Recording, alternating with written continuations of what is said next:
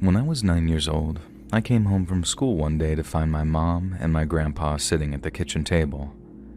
They'd been waiting to give me some bad news, and that bad news was that my dad was missing. He and my Uncle Lee had gone off on a weekend hunting trip and were about half a mile into the woods east of Coretta when Dad realized that he'd left his grunter in his truck. And a grunter is basically just sort of a duck whistle, but it sounds like a buck's grunt, and after telling Uncle Lee to wait where he was, Dad walked back to his truck, never to be seen again. Uncle Lee said that he waited about 20 to 30 minutes before he started to get worried, and then he made his way back to the truck.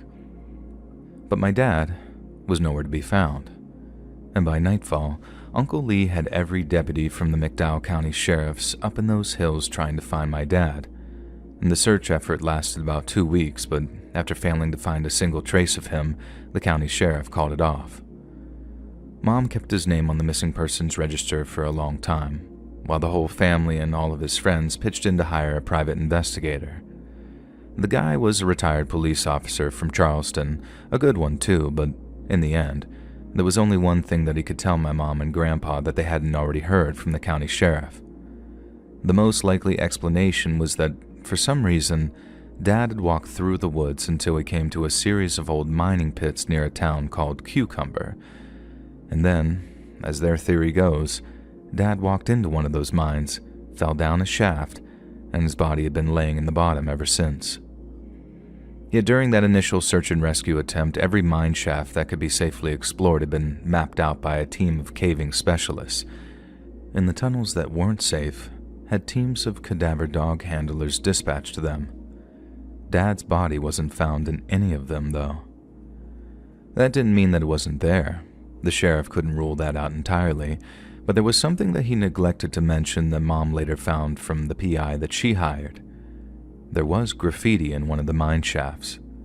The private investigator said he didn't recognize any of the symbols or words, but they'd been crudely daubed in a sort of spray paint about midway through one of the tunnels, so he could only assume that the place was a hangout for local teens. And that's what led him to believe that the kids who'd tagged those tunnels might also know what happened to my dad. And despite his best efforts, he couldn't locate any of them. Uncle Lee tried to help as best he could and kept in close contact with the private investigator, but he took Dad's disappearance harder than anyone. Everyone kept telling him that it wasn't his fault, that there was no way that he could have known, and that he did all the right things. But he was never quite the same after Dad disappeared, and no one could blame him. I didn't get the full story of what had happened until I was much older, but between the day he went missing and the day Mom had him declared legally deceased, there was a lot of hope and a lot of heartbreak.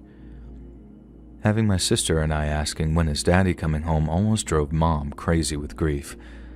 But as we got older and we accepted that he was never coming back, it got more and more easy to deal with until it just kind of faded into the background. Dad's disappearance was behind us, but it was still there. It was always there, really.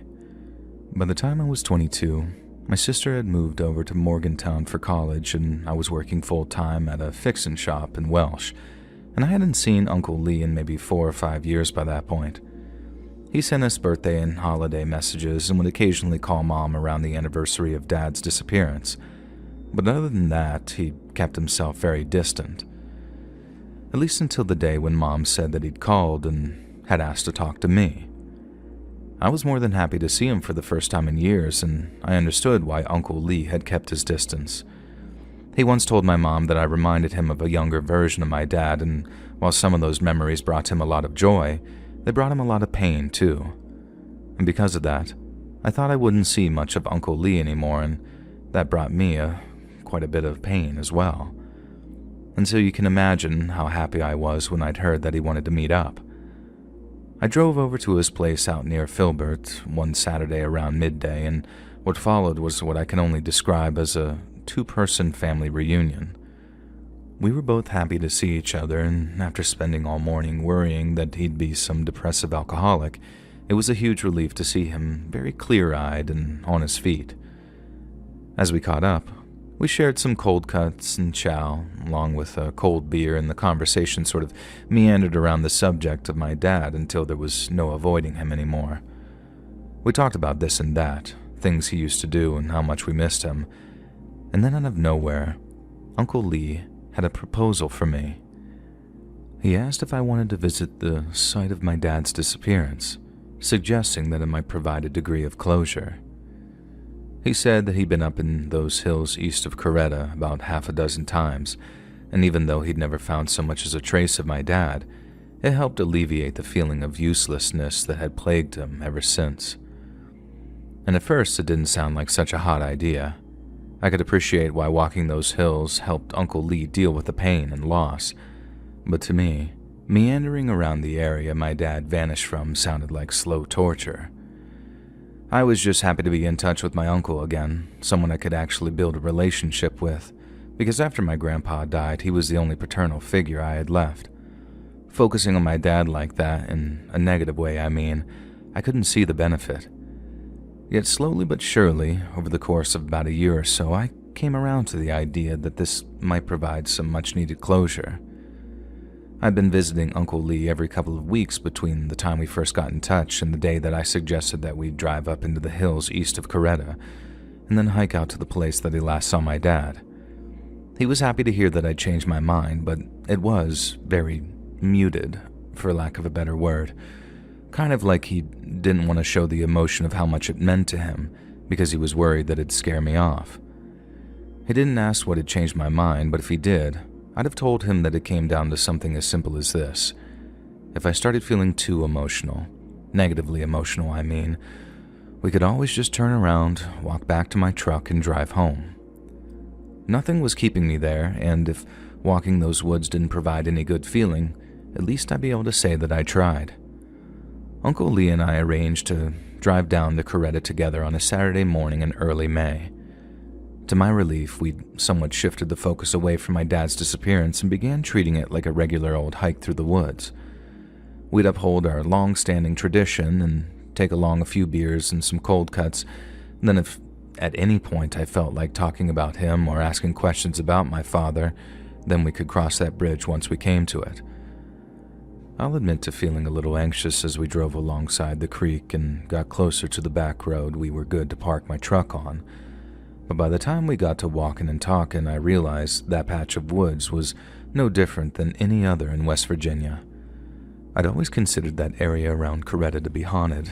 Not literally, of course, but it might as well have been like the ghost of my dad was wandering those hills. I never wanted to go there as long as I lived, so to suddenly be there one day and realizing it was mostly all in my head, it was definitely good for me. But the word mostly is kind of carrying a lot of the weight in that sentence. And as much as it felt regular as anything to be walking through those woods with my Uncle Lee, it was like there was still a piece of my dad out there, hiding away someplace. Call it a memory, call it hope, but there was something, and I could feel it. And we kept on walking and talking till we got to Big Creek, and then after making ourselves comfortable on a flat rock at the edge of the creek, we had ourselves a little break. And I figured that marked the halfway point of our hike, so when we were done, I suggested that we head back towards my truck. But Uncle Lee had another idea. He said that there was something he wanted to show me. And then after another mile or so of walking, we came to a rocky outcropping which overlooked the abandoned mines that I told you about earlier. I asked him if that was the place the private investigator had checked out all those years before, and Uncle Lee said it was. And then after a sigh, he said that there was something he'd never told me and my mom. He told the sheriff all right, and he told the PI too. He just never had the heart to tell me or Mom that the last time he'd seen my dad had been when he was walking in to one of those mine shafts. So between noticing my dad was missing and informing the authorities, Uncle Lee said that he'd run all over the woods calling out Dad's name and trying to find him before the situation got serious. Uncle Lee said that he was never much of a tracker. He simply got lucky in heading in the right direction. He didn't think my dad had walked in the direction of those mines, but when he stood in that exact same spot that we were stood in, he saw a distant figure dressed exactly like my dad walking into one of the dark, derelict tunnels. Uncle Lee said that he scrambled down the steep incline of the outcrop and then ran off in the direction of the mine shaft that he'd seen my dad walk into. But when he got there and walked inside with his flashlight in hand, there was no one there. When I asked Uncle Lee if he'd seen the same weird graffiti as the PI did, he said no, but that there was something about that old mine shaft that made him feel very uneasy. According to Uncle Lee, that's what had truly been haunting him for all these years. The idea that he'd seen his brother walk into a dark tunnel, then upon hearing his name being called had chosen to hide in the dark, pretending not to hear. And to him, that was the best case scenario. The worst case was that something had happened to him in that old mine, something terrible that meant that he couldn't walk or talk anymore, even if he wanted to. I understood why such information had been withheld from me. The situation was bad enough, without piling more unsettling mystery on top of it, but still, I told Uncle Lee that I was glad that he'd shared the whole truth with me, even if it was as disturbing as it was painful. And I figured after that it was time to leave, but Uncle Lee had another proposal for me, and one that I found impossible to turn down. He asked if I wanted to walk down to the mine with him, as it was something he himself did every so often as part of his attempt to exorcise that area of the hills. And by that point, I couldn't think of a reason why we shouldn't. We'd already walked all that way, and I had no idea if or when I'd return. And so not heading down to that mine seemed like it'd be a wasted opportunity, and if it worked for Lee in dispelling some of the heartache, then it might just work for me too. And so I agreed, and off we went. Heading down the steep face of the outcrop was definitely not a smart move, so we walked around the edge of the mining pit a little bit to find a safer way down. At the bottom, all kinds of warning signs had been hammered into the dirt telling people to keep out, and that they'd be seriously injured if they tried exploring any of the old tunnels. I asked Uncle Lee if he thought that my dad had fallen down a mine shaft or had been the victim of a freak cave-in that had left him unable to respond to his cries. He didn't know for certain, but if that was the case, Dad's body would have been found a long time ago. Whatever happened to him, it happened in that old mine. It just hadn't been properly explained yet. As we got closer and closer to the mine's entrance, which appeared as a jagged scar in the rock, it was like the air itself grew heavier. Very little light was making its way down the tunnel, but I remember seeing splintered wooden beams jutting out at odd angles like broken teeth in the mouth of some great serpent. Neither myself nor Uncle Lee said a word as we approached the entrance, and the place was so quiet that the sound of our boots crunching into the gravel and slate seemed unnaturally loud. I started to see things like discarded tools, a cracked lantern, a coil of frayed rope half buried in the dirt, things which suggested the mine had been abandoned in a hurry rather than in an organized or phased fashion. I asked Uncle Lee if he knew why the place had been abandoned in the first place, and he said that he'd heard rumors of flooding, but didn't know for certain if they were true or not. The official explanation was that the company had simply gone out of business. But if that was true, why did the place look like it had been abandoned so hastily? And as we got within just a few feet of the mine's entrance, it was like the temperature dropped by a few degrees, and the darkness in front of me seemed to swallow up all the outside light after just a few feet. I figured Uncle Lee could sense my apprehension, because he started telling me how I didn't have to go inside if I didn't want to. All I had to do was say the word and we could just leave. But like I said, there was no way I was going to just turn around and go home, not after we'd walked all that way. And so, slowly but surely, I started walking toward the entrance and the rusted cage bars of the open gate beyond. I can recall the oddest things from the first few moments. I remember how it got even colder as I stepped into the shaft, and how the air had both a smell and taste to it too. Just dust, metal, and mold all rolled into one. The light from outside disappeared quickly, but luckily, I had a tiny flashlight that I kept attached to my keyring, and so after sort of fumbling with it to free it from the ring, I held down the small button and suddenly I could see again. I say I could see again, but not by much. The light from the little keyring attachment was only enough to keep a few feet of darkness at bay, so my pace stayed slow as I tread deeper into the tunnel. I took a few steps and then stopped, then, after taking a few more, I turned around to check if Uncle Lee was following me. But when I did, I saw something that made my blood turn to ice. Uncle Lee was standing near the cage gate, almost like a total silhouette by then, but there was just enough light for me to see that he held something in his hand. It was something that I knew that he had with him, but something he had no reason to produce in that moment. It was a gun, and the hand that he held it in was shaking. In the microseconds that followed me spotting the gun in his hand, part of me screamed out to reason with him, and there was a brief glimmer of hope when the thought occurred to me that he'd produced that pistol for our own safety. But the way it trembled in his hand, the way he didn't say a single goddamn thing as I turned back to look at him, I got this feeling, sharp as a blade, that I wasn't safe at all. And so I ran. I ran down that tunnel with my tiny, crappy flashlight as the first of Lee's gunshots rang out.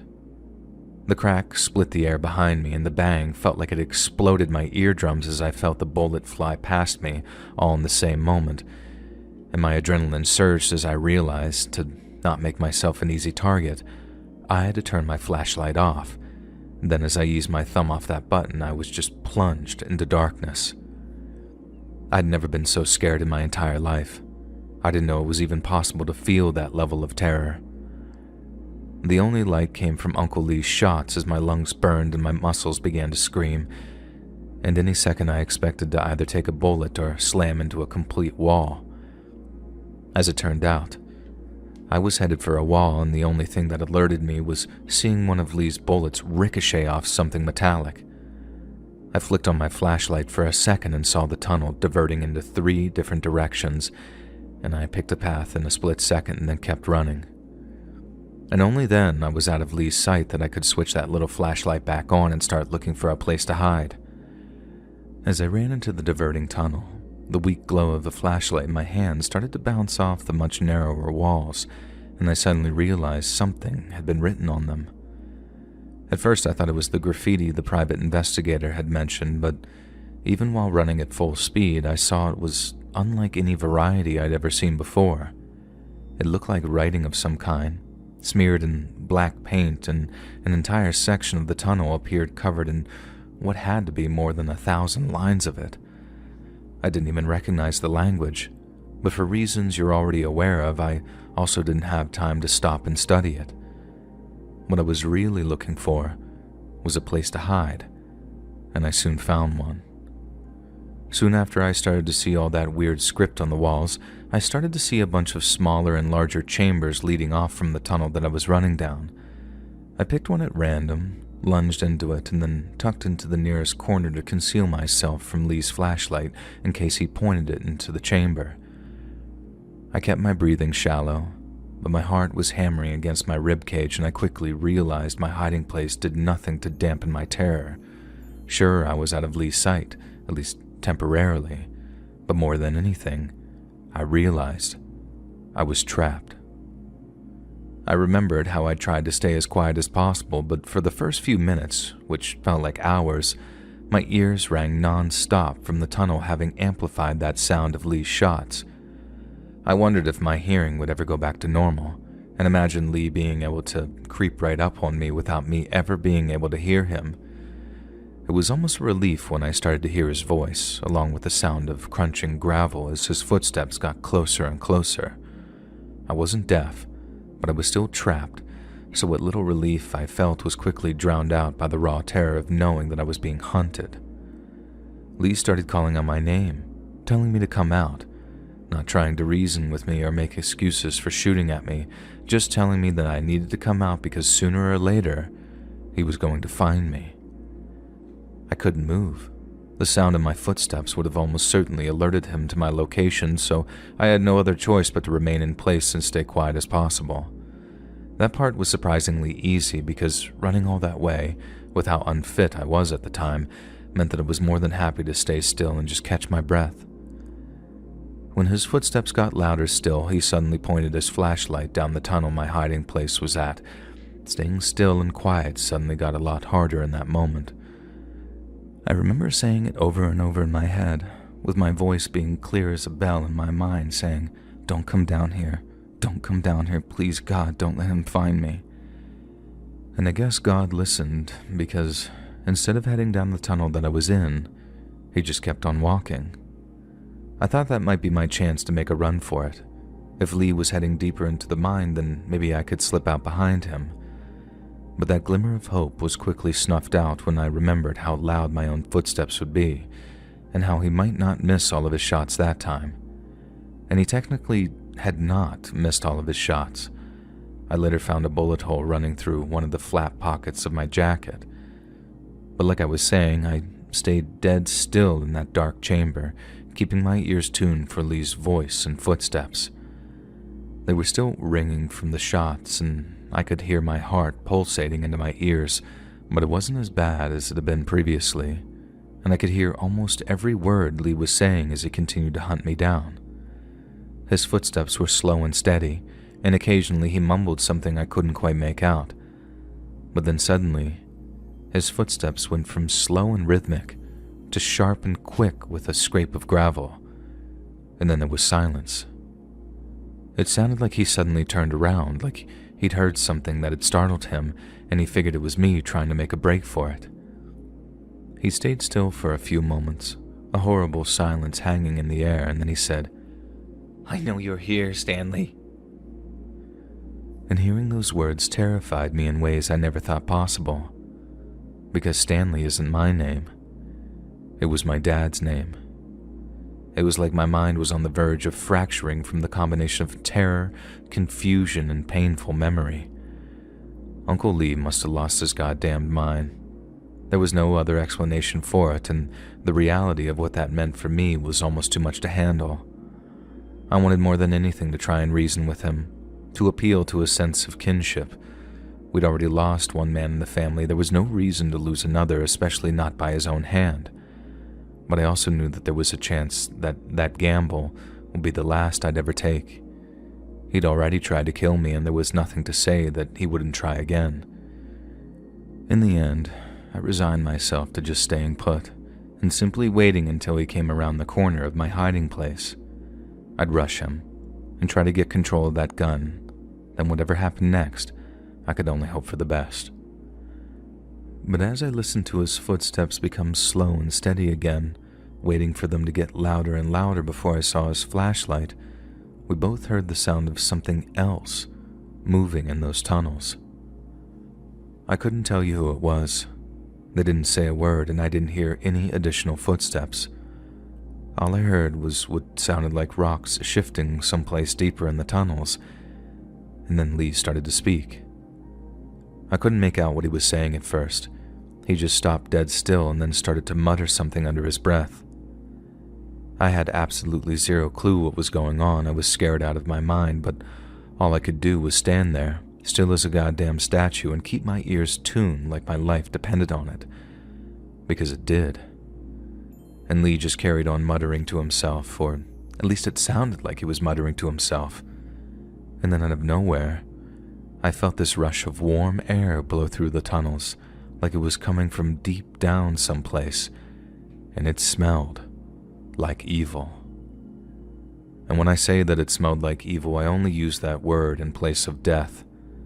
I was about to write it smelled like death, but as someone unfortunate enough to have come across a rotting deer carcass in high summer, that's not the same scent as what I smelled in that mine shaft that day. It wasn't that sort of sick smell of rotten decay that makes you want to either puke or run or both.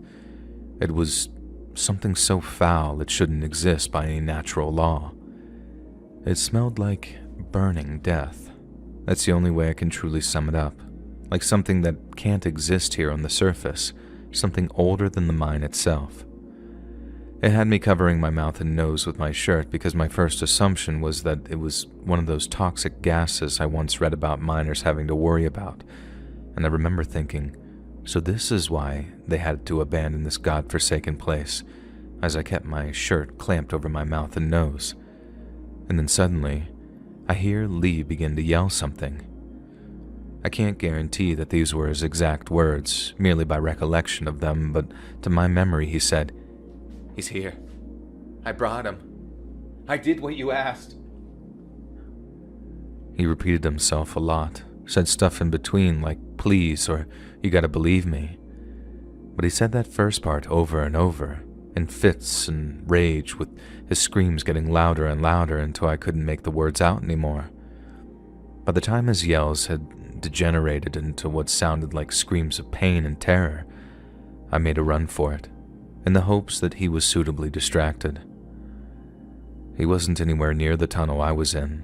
I didn't even see his flashlight as I ran, but during the whole time that I was hurtling out of that tunnel at speeds I was sure would end in me falling, I heard Lee's screams. I kept on hearing them as I ran out into the daylight too. They were much fainter and had this eerie, echoey quality about them, but I could still hear them right up until they suddenly went silent.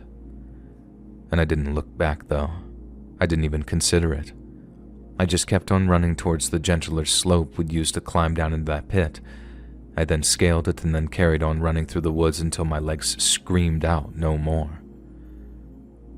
The woods were quiet, but Uncle Lee's screams kept on echoing around in my head, and I was overtaken by these contradictory feelings of trauma and this bizarre sense of victory.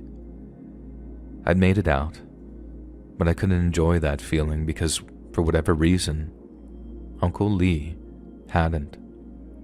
When I couldn't run anymore, I began walking back to my truck, and it took a long time before I spotted the glint of its metal bed through a thinning thicket of trees. My hands trembled as I reached for the door handle, and then after yanking it open, I slid into the driver's seat and just sort of sat there for a moment, staring at the windshield. I couldn't even process what had just happened to me, and I think I've already said this, I couldn't feel happy that I made it either. Instead, it was just this numb sense of resignation that I had to drive home and report my own attempted murder to the county sheriff, along with a single word: why? I could only manage to drive my truck as far as Coretta before I had to stop. There was no way that I'd be able to drive safely given my condition, and it was the first place available to call the sheriff's department. My hands were still shaking when I asked a motel receptionist if I could use their phone. I could tell that she was a little scared of me on account of my appearance and demeanor, but she let me use their phone all the same. I didn't bother trying to keep the call private. I mean, I lowered my voice, but with a girl right there in front of me, there wasn't much that I could do to keep her from hearing. I told the dispatch lady that my uncle had tried to kill me at the abandoned mining pit north of Cucumber, and how I thought that he'd had some kind of accident and was still inside. And I must have sounded real wigged out and distant, but they understood enough to send help. 2 deputies showed up to the motel in a cruiser maybe 10 to 15 minutes later, and I told them everything. They wrote it all down, then they told me that they'd call me once they'd checked out the mines. I drove home, took a shower, and tried to process everything that had happened, but there was no processing it, and even after all these years, I still haven't been able to. A few hours later, I got a call from one of the deputies. They'd found footprints and shell casings, but no Uncle Lee. And what followed was the exact same process as what happened after my dad went missing. At least, I imagine it all went down in a similar way. The sheriff got search and rescue involved, who once again explored the mine as deep as it was safe to do so, and there was no sign of Uncle Lee anywhere. No blood, no body, no weapon. Only those shell casings lying near the entrance from where he'd shot at me and I'd run. I told them all about the rush of warm air and how Lee had started to scream, "He's here, I brought him, I did what you asked." And then after many weeks of investigating and consulting with experts, the county sheriff announced their conclusion, and this is what he told us. In mining, there are things called blowouts or gas blowouts. These events involve accidental releases of gases like methane, carbon monoxide, hydrogen sulfide, or carbon dioxide, all of which can build up in the mines and prove toxic at certain concentrations. They're caused by things like drilling, blasting, and sudden changes in pressure, and cause poison gases to rush out like tsunamis of toxic vapor. And it's one of those blowouts that the sheriff believed me and my uncle had been caught up in. They explained that in all likelihood, Uncle Lee was hit with a kind of gas cocktail, consisting for the most part of highly concentrated CO2, and this led to a kind of frightened disorientation which ended up causing him to attack me in his confusion.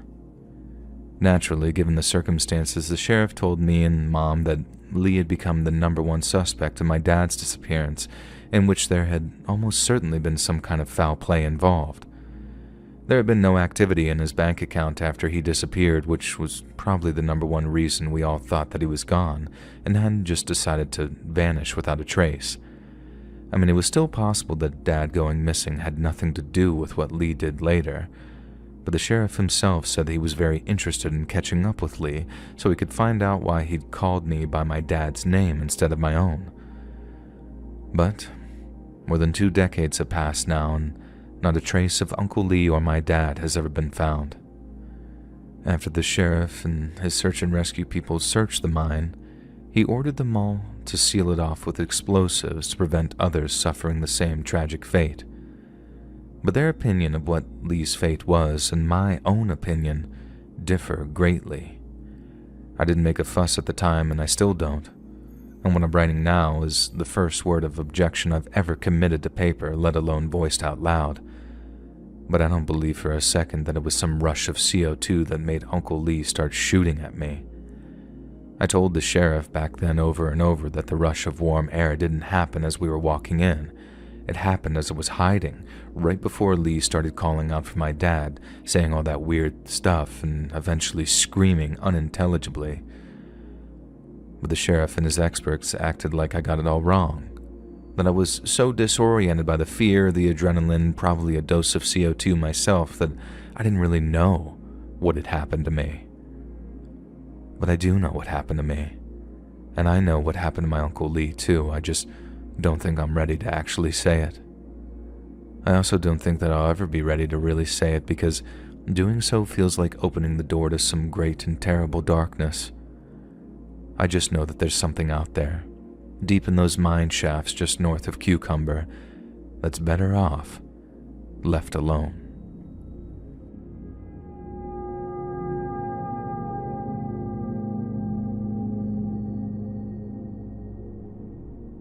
My name is Mira, and I'm a postdoctoral researcher at UNC Chapel Hill's Department of Anthropology. My research focuses on the intersection of cultural practices and social identity, with an emphasis on ethnographic methodologies and historical contextualization. Or, in plain English, I study how people's traditions and sense of belonging connect by watching them closely and looking at their past. I've undertaken a lot of interesting projects in my time, and while most have been both enriching and satisfying, there's one that I frankly wish that I could forget. And that's not down to the subject matter nor the people that I dealt with, as I cannot speak too highly of either, but rather a very particular encounter with a very particular woman while researching the kinship networks, ritual traditions, and sociocultural resilience of the Melungeon Appalachians. To cut a very, very long story short, the Melungeons are a mixed-race people who inhabit the area where Tennessee, Virginia, and North Carolina intersect. They're believed to have a blend of European, African, and Native American ancestries with origins tracing back to the late 18th century or earlier. The term Melungeon comes from the French word mélange, meaning mixture, and was applied to those who lived in relative isolation in areas like Hawkins and Hancock counties in Tennessee, Lee County in Virginia, and parts of western North Carolina. The exact origins of the Melungeons remains hotly debated, with theories ranging from shipwrecked Portuguese sailors or lost colony survivors to unions between free peoples of color, European settlers, and indigenous groups like the Cherokee or Saponi Native Americans. Genetic studies, such as those from the Journal of Genetic Genealogy, suggest many Melungeons have roots in sub-Saharan Africa and northern Europe, possibly from early colonial interactions before strict racial laws had been established. Physical traits like dark hair, light eyes, and the so-called Melungeon bump on the head have been observed by researchers, though appearances are known to vary widely.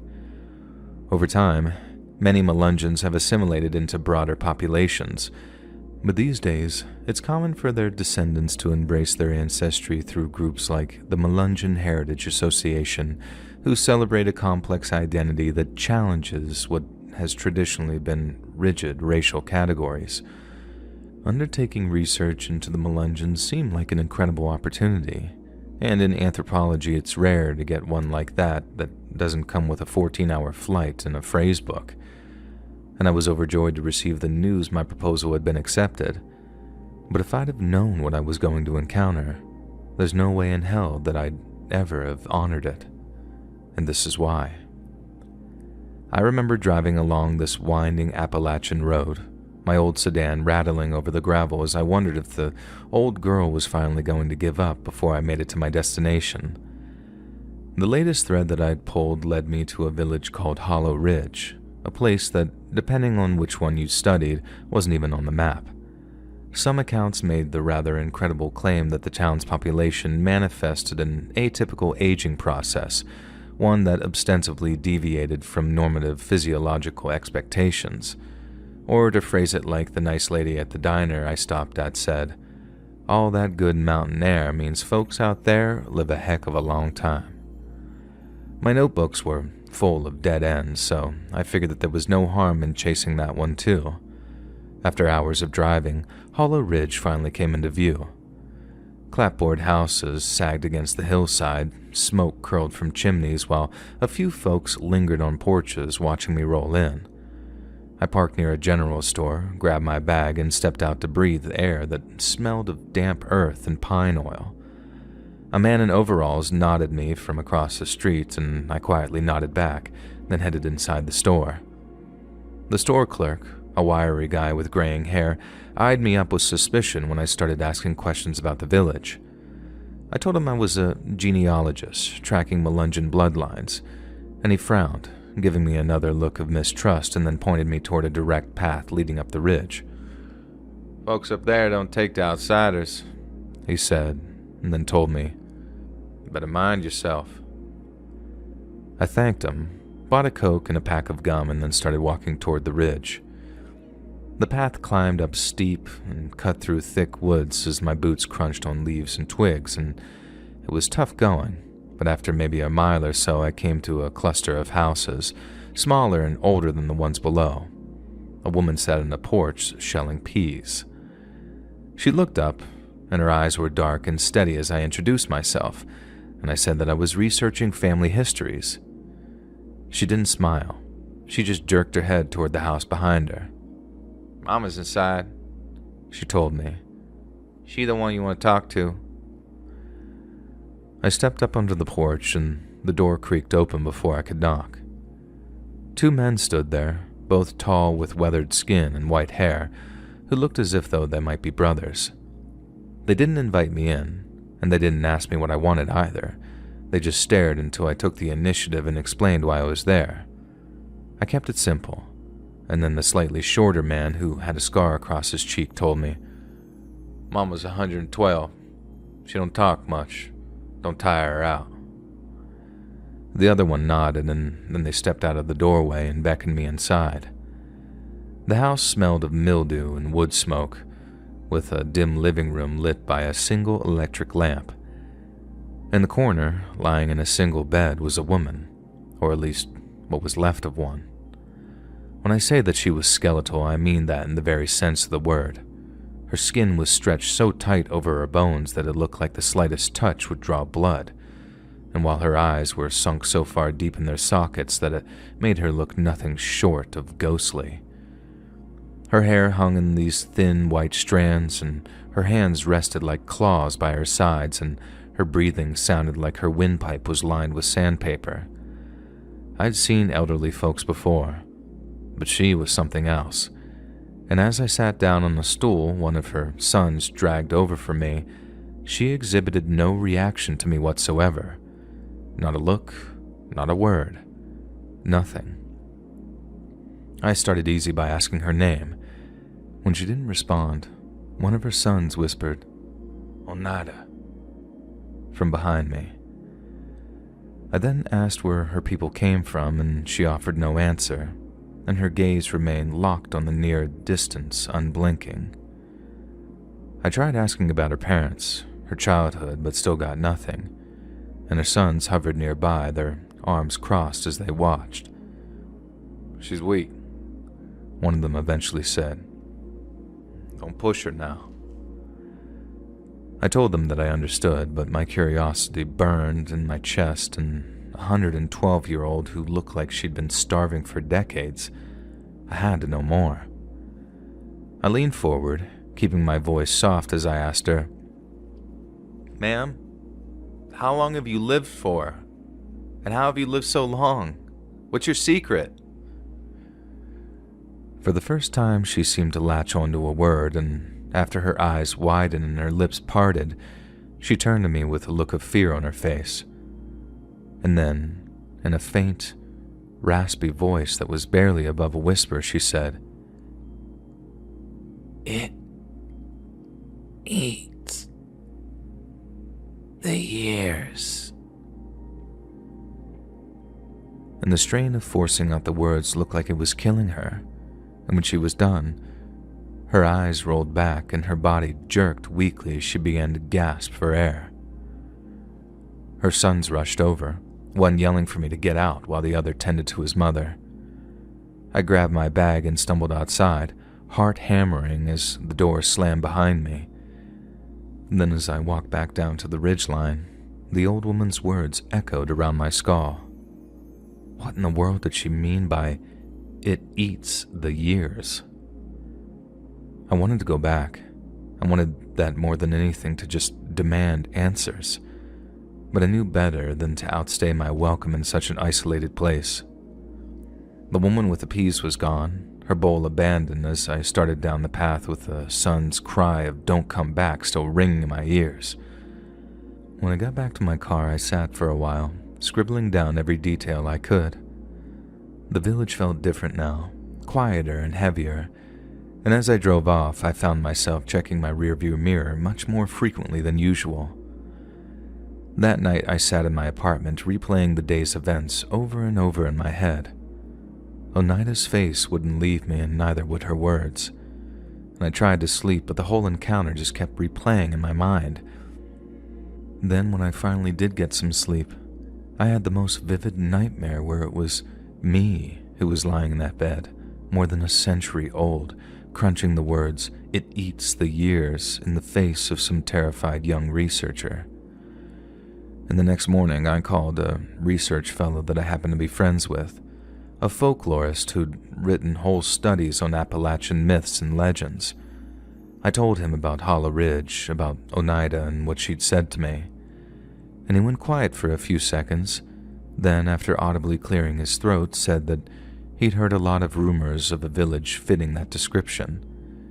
He'd never been able to confirm them because they never came with many details, just old folk tales about pacts with the land. He told me such a find might end up being a great source of pride for me and that he was excited to read my paper when it was finished. I thanked him, but after I hung up, I found myself even more unsettled than before.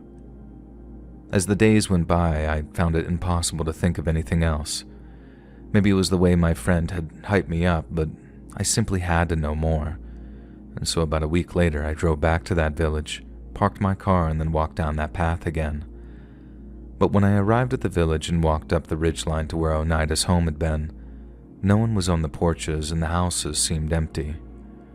I reached Oneida's family home and knocked on the door, but there was no answer.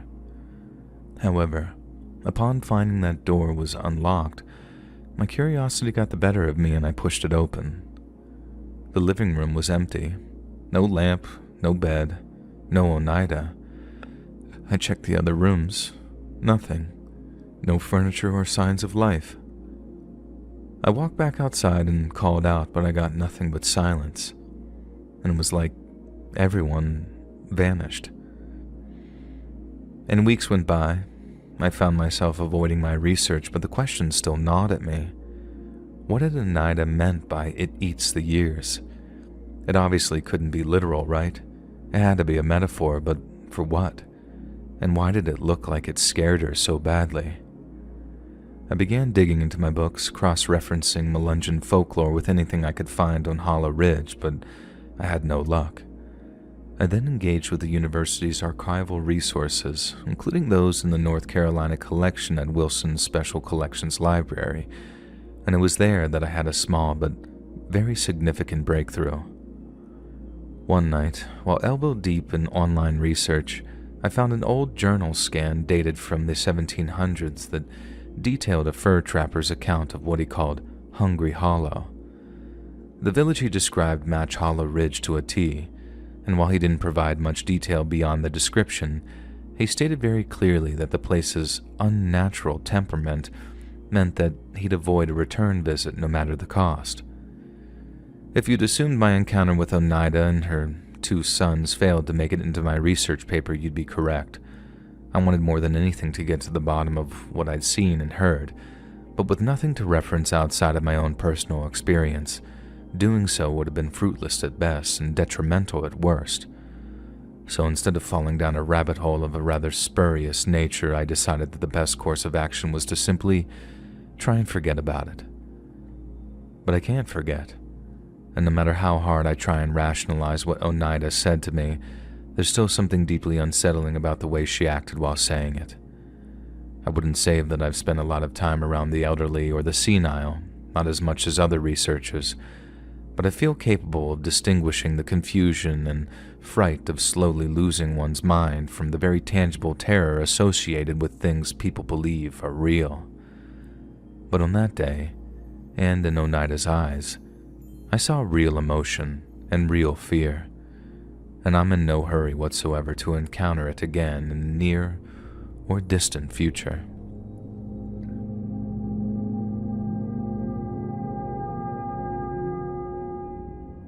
Among the shadowy hollers of 19th century rural Tennessee, a series of terrifying occurrences would come to etch themselves into American folklore as some of the most sinister ever recorded.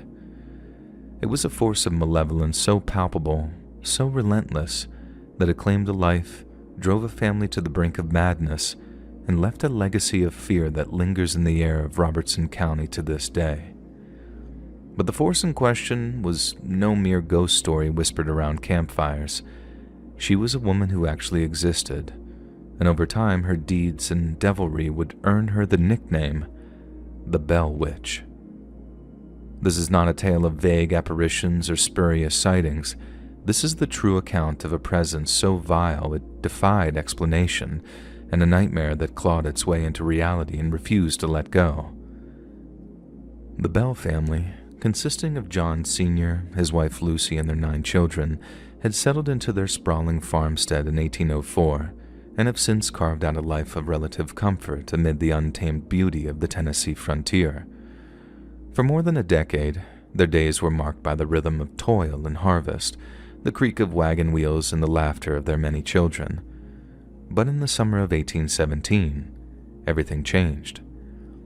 It began with a knock on the cabin walls, sharp and insistent, like knuckles rapping on the other side of the grave. The family dismissed it, claiming the sound was the result of wind on a loose branch or perhaps a restless animal. But then came the scratches, clawing at the windows as if something begged to be allowed inside. Night after night, the sounds grew louder, more deliberate, until the Bells could no longer deny them. John Bell Sr., a hardy, no-nonsense farmer with a dour demeanor, was the first to glimpse their vile visitor in the flesh. While walking through his cornfield one sweltering afternoon, he suddenly froze as a grotesque creature seemingly materialized before his eyes. He saw a dog-like beast with the head of a rabbit, its eyes glinting with a fiendish and unnatural hunger. In an instant, he shouldered and fired his musket, but as the shot echoed across the field, the canine creature vanished into thin air, leaving only the stench of sulfur and a creeping dread in its wake. That night, the knocking returned, fiercer and angrier than before, as if the beast had followed John Sr. home. The children began to see things too. Betsy, John's youngest daughter, wept as she described a girl in a green dress swinging from an oak tree, her neck twisted at an impossible angle.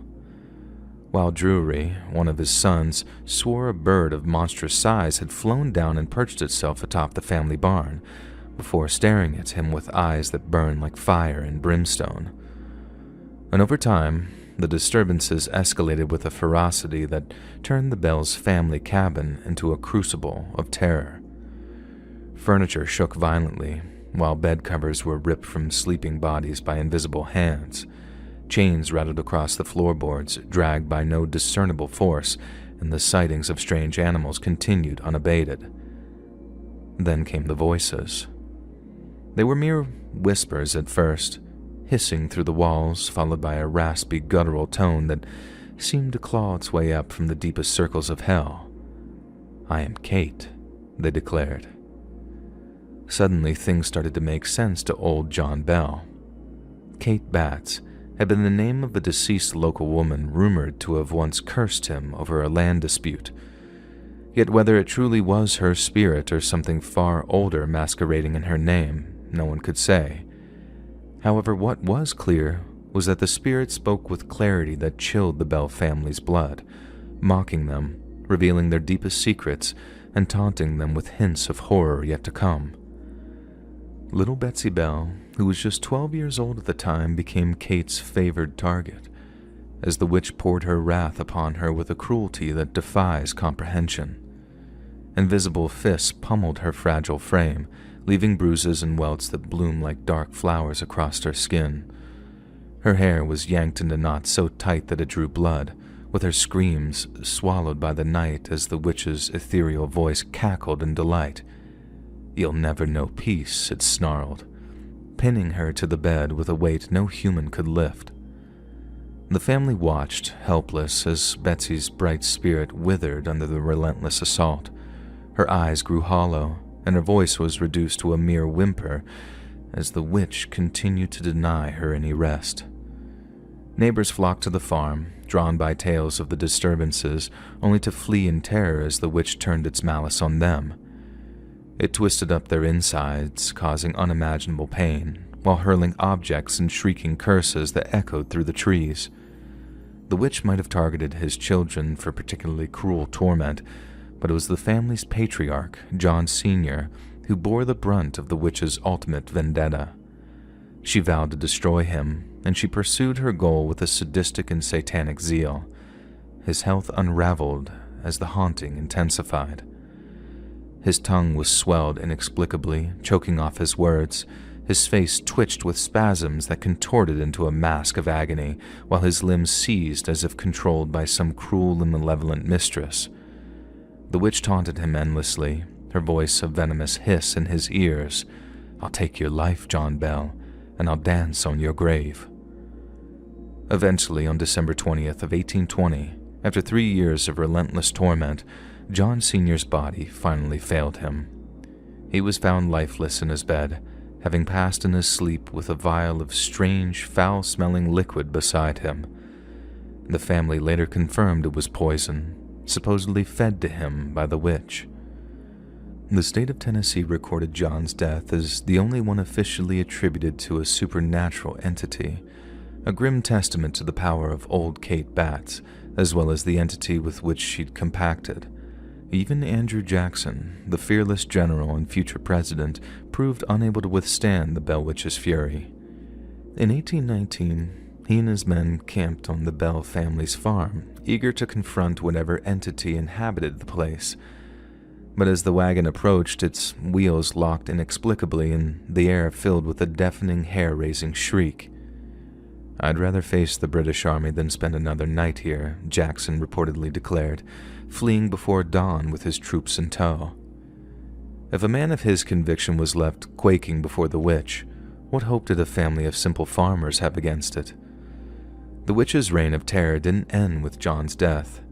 It lingered, tormenting Betsy and the surviving Bells until 1821, when it abruptly announced its departure, but not without promising to return after 7 years. and true to its word, it reappears in 1828, shaking beds and whispering threats to Lucy and the remaining children before vanishing again.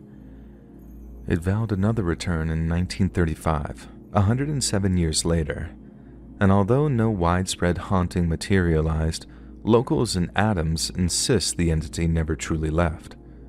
Strange lights flicker in the woods, disembodied screams pierce the silence of the night, and the Bell Witch Cave, a limestone hollow near the original farm, still undulates with an energy that drives visitors to the brink of sanity. Upon visiting the Bell Witch Cave, foolhardy visitors are greeted by what amounts to a gaping maw, its jagged walls glistening with slime and damp, while the air remains thick with a cloying and deeply unsettling stench. Those who brave its depths report footsteps echoing where no one walks, growls rumbling from the shadows, and a suffocating sense of being watched. In 1986, 2 reporters from the Tennessean planned to spend a night inside, armed with skepticism and flashlights. Yet staff writer David Gerard and staff photographer Bill Wilson lasted mere hours before bolting, driven out by guttural noises that swelled into a roar, a sound no cave should make. It was a short, powerful burst of sound that reverberated from the back of the cave and hit us like a slap, Gerard later wrote. It was not a metallic screech or the howl of wind. It was a vocal, loud, high-pitched scream, and we looked at each other, got through that gate, and quickly left the cave behind us. Of course, logically speaking, we frightened ourselves with our imaginations, Gerard continued. Or someone very much alive and human frightened us for fun and profit. Those are the reasonable explanations.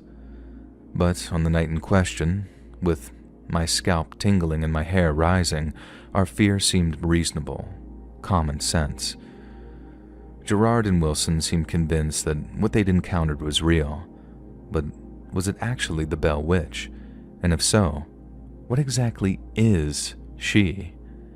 And many theories abound.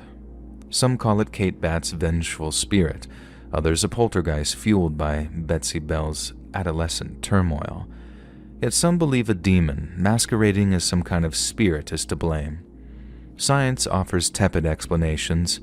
Heavy metal poisoning might well account for John's symptoms, while mass hysteria seems to amplify and explain the rest. Yet such scientific theories fall flat against the hundreds of witnesses, from neighbors to clergy to President Jackson himself, who saw, heard, and felt the Bell Witch's wrathful presence. And surely no such hoax could sustain such terror for decades, nor would one be capable of leaving such a lasting scar on such a close-knit community. Today, the Bell family farm is long gone, but the Witch's Cave remains a pilgrimage site for thrill-seekers and paranormal investigators alike. Every creak of the trees, every unexplained shadow, carries the echo of old Kate Batt's mysterious malice. Locals speak of her in hushed tones, wary of invoking her name lest she turn her gaze their way. The Bell Witch is no campfire tale to be shrugged off at dawn. It's a wound in the fabric of reality, a reminder that some evils don't fade, they simply wait for its next victim. And in the stillness of the Tennessee night, when the wind dies and the darkness presses close, you might hear it. A faint knock, scratch, or whisper, which promises that the tale of the Bell Witch is far from over.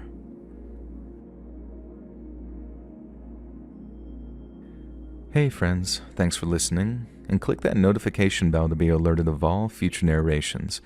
I release new videos every Monday and Thursday at 9 p.m. Eastern Time, and there are super fun live streams on Sundays and Wednesday nights. If you get a story, be sure to submit them over at my email, letsreadsubmissions@gmail.com, and you might even hear your story featured on the next video. And if you want to support me even more, grab early access to all future narrations and bonus content over on Patreon, or click that big join button to hear about the extra perks for members of the channel. And check out the Let's Read podcast, where you can hear all of these stories and big compilations, located anywhere you listen to podcasts. All links in the description below. Thanks so much, friends. And remember, she ebben on my kneeser till I Scrooge.